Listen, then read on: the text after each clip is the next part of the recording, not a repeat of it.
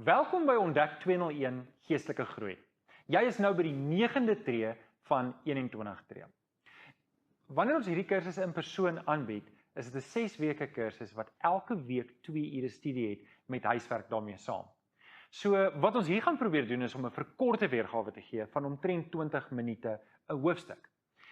Dis belangrik dat jy die werksboek gaan aflaai.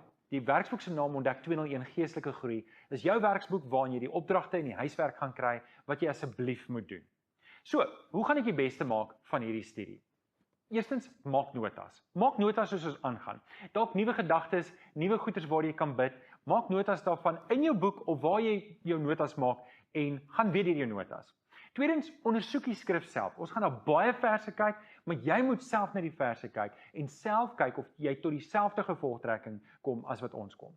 Saam met dit, gebruik verskillende vertalings. Verskillende vertalings verryk jou verstaan van die skrif. Dit help vir jou om 'n dieper insig te kry in die woord van die Here. Natuurlik, saam met dit moet jy asseblief al die opdragte uitvoer. Die beste manier om die beste te maak van hierdie studie is om seker te maak jy doen die huiswerk en voer elke opdrag uit, sodat wanneer jy die volgende sessie begin, dat jy op datum is en gereed is vir die volgende studie. Dan wil ek jou ook vra, bid voor en na elke sessie. Voordat jy video begin, bid eers en vra vir die Here, Here, lei my deur die Heilige Gees, dat ek die beste kan maak van hierdie studie. Onthou, Ontdek 201 gaan oor jou geestelike groei. Dit gaan daaroor dat jy sterker in die Here moet groei. Wanneer jy sterker is, wen ons almal. Die kerk van Jesus wen, almal wen en jy speel die rol wat die Here jou voorroep.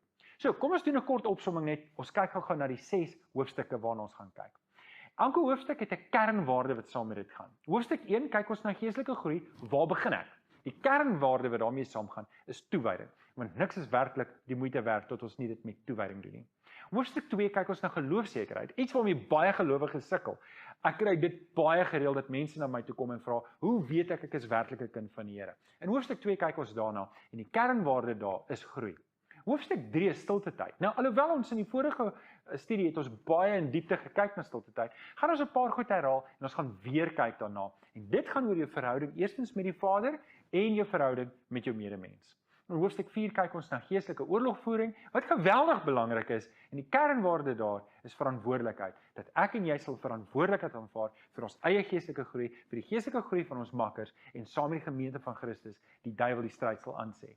In hoofstuk 5 kyk ons na jy en jou kerk, en hoekom dit belangrik is om ingeskakel te wees by die geloofsgemeente, en wat jou rol daar is. Die kernwaarde waarna ons kyk is diensbaarheid. En dan, hoofstuk 6, kyk ons na vennootskap. Dis wanneer ek en jy doelbewus sê, ons vat hande.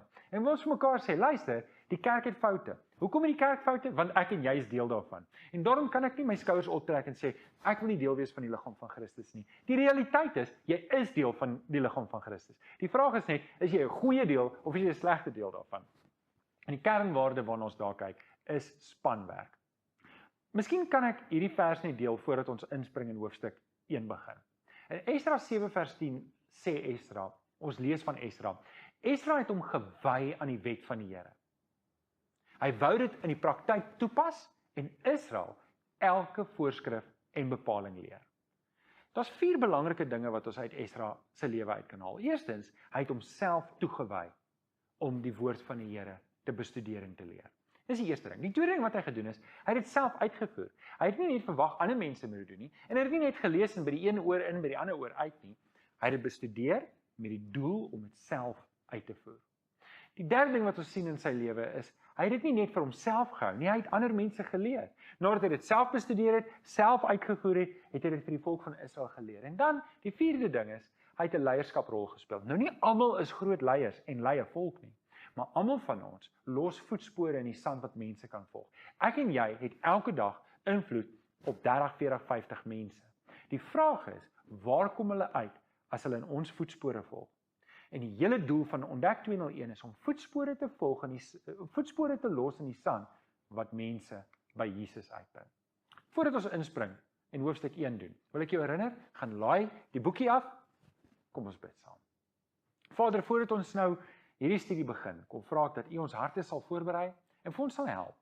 Here, vir die volgende 6 hoofstukke gaan daar baie belangrike inligting gedeel word.